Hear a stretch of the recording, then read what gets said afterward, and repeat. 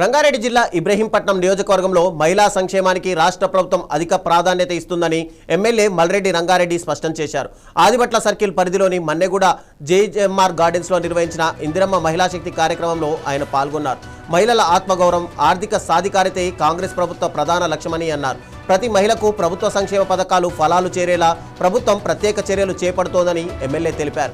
మహిళా సంఘాలను మరింత బలోపేతం చేసి స్వయం ఉపాధి అవకాశాలను విస్తరించేందుకు ప్రభుత్వం కట్టుబడి ఉందని తెలిపారు. మహిళా శక్తి చీరల పంపిణీ కార్యక్రమంలో 34,000 మందికి ఈరోజు చీరల పంపిణీ కార్యక్రమాన్ని తీసుకున్నాం. ప్రతి ఇంట్లో 18 సంవత్సరాల నుండి పండు ముసలమ్మల వరకు మా ముఖ్యమంత్రి రేవంత్ రెడ్డి గారు తీసుకున్న నిర్ణయం ప్రతి ఒక్కరికి చీర ఇవ్వాలి, మహిళలకు గౌరవం పెంచాలి.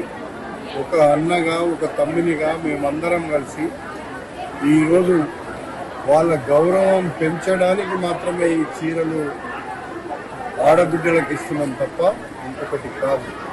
వాళ్ళకి ఎంత ఇచ్చినా తక్కువే, పేదవాళ్ళ కోసం ఎంత వరకు పోయినా తక్కువే.